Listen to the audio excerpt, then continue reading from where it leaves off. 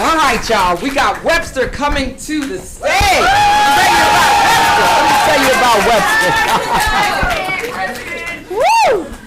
This brilliant young man is the CEO of the African Embassy Hotel. He was born and raised in South Africa. He has a degree in human resources and a qualification in hospitality management. Webster Khosa, come on to the stage. Put your hands together for him.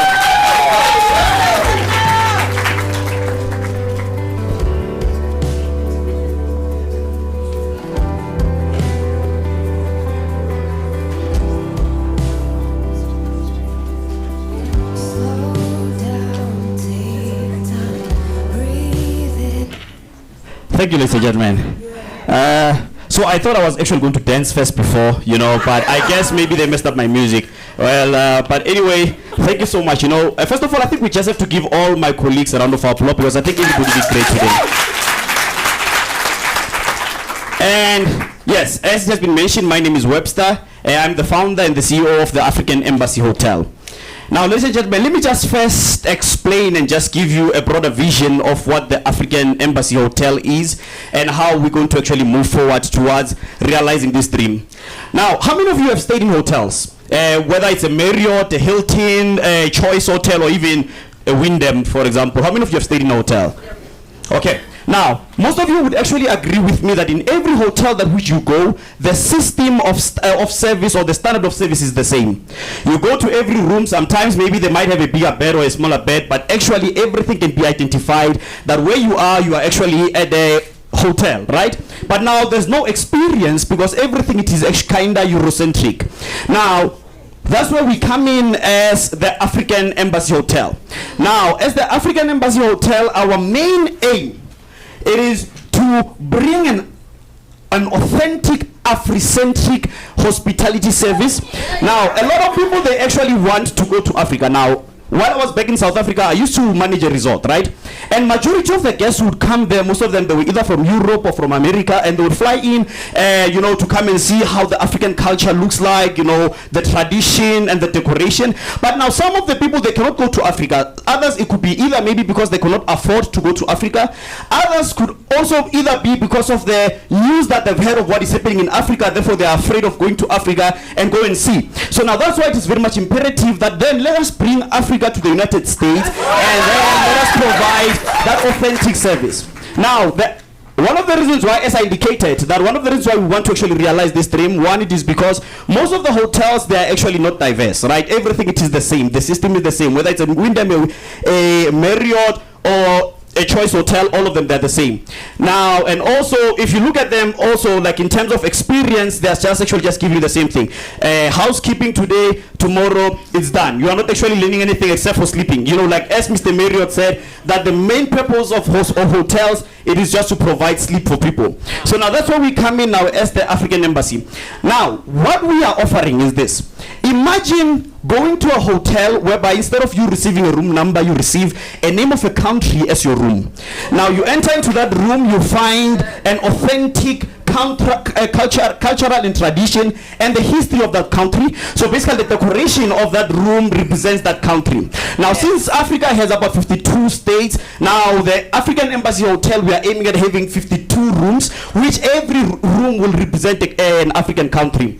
Now we are actually hoping to actually provide an authentic African experience, authentic cuisines. And now when I say authentic cuisine and decoration, now we are aiming at exporting from Africa, bringing to the United States, so it can be actually authentic.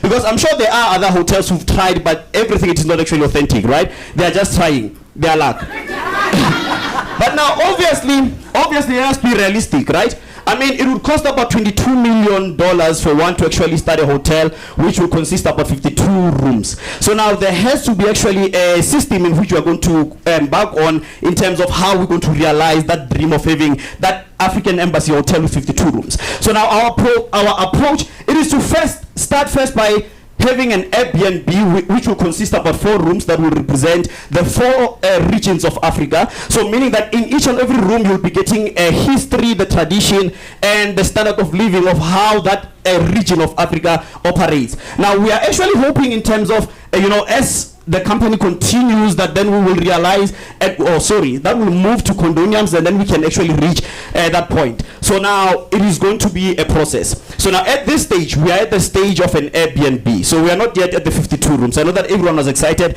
that you will go to Ethiopia. Not yet. We are still going there, right? We are still going there. So as I indicated, so now this is what we are offering: rich, interesting history, African cuisines, African entertainment, and also diverse languages. Now, this is just to give you a little bit of an overview of what an authentic African decoration looks like, right? So now that's the room of a king. Now, this basically, that's what you would actually find within the Central Africa. That's just the taste. That's just the taste.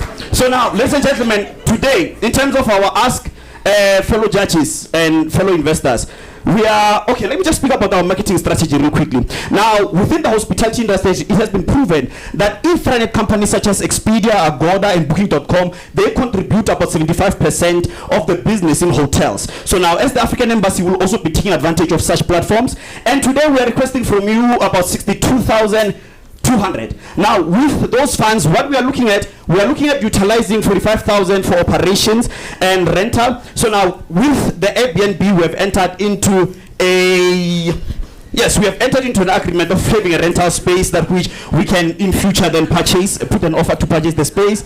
4,000 will be utilized for marketing and fundraising, and about 15,000 for administration. Now, in kind, as I close. Okay. In kind, Last statement. Go ahead. So in terms of in-kind donations, we have a lot of African people here. You know your cultures. You have your African tradition. Whether it could be outfits, cuisines, we want you to come and be part of the African Embassy. So That was worth it. What a good in-kind ask. Great job, Webster. Great job.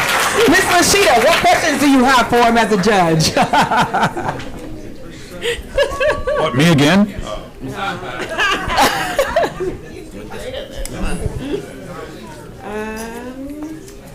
Thank you for your energy. Your experience is demonstrative in this hospitality space. I was having a hard time finding the data for the financials of how you expect this to work. I realize you ran out of time. Questions? Ask him about money. Yeah. Oh, there we go. So for the Airbnb, would you rent the Airbnb and then customize it, or would you rent? What would you rent? Okay, thank you. So in terms of the Airbnb, we have actually kinda have a partnership with a specific house owner who is willing to actually rent it to us, and then we can convert it to that African Afrocentric hotel, Afrocentric Airbnb, if I can put it that way. Yes, ma'am. So it will be a house that which will convert to an Airbnb. So you would start that here locally in Denver or in the metro area, or? In Morrison, near the Red Rocks. Morrison, Red Rocks. Okay. And you would start this with, I really wish I could look at the financials a little bit more, but. Yeah. It's a good idea. I think being authentic and having a unique experience, and potentially being able to pair that with, well, here in Denver, that's a little harder, but, oftentimes when people are traveling, I know that they want a unique experience, but they also want things that are predictable. And if you're still in Colorado, I think it's an interesting idea. I like it. So I'm sorry I don't have any better questions. Yeah. More curiosities than anything else. Yeah, but I think actually even when you are still in Colorado, it could actually still work. For example, you go to Morrison. I mean, a lot of people, they go to the Red Rocks to attend events. Actually, according to statistics, in 2019, there were about 1.2 million people who went to the Red Rocks to attend events. And it was listed as one of the amphitheater that which hosted a lot of people. So now that means that business is there, and majority of them, for them to actually go to their events, they have to stay in Denver if it's people from out of state, and to obviously transportation is a problem, because when those events, when they end at night, it becomes a problem to go back to Denver. So now as the African Embassy Hotel, we'll also be providing shuttle services to our hotel guests. Now that is also to attract business so that we can simplify guest stay. So it can definitely work here in Colorado. He knows his stuff, doesn't he? Put your hands together, you guys. Thank you so much. Great job, Webster. I'm going to have you go over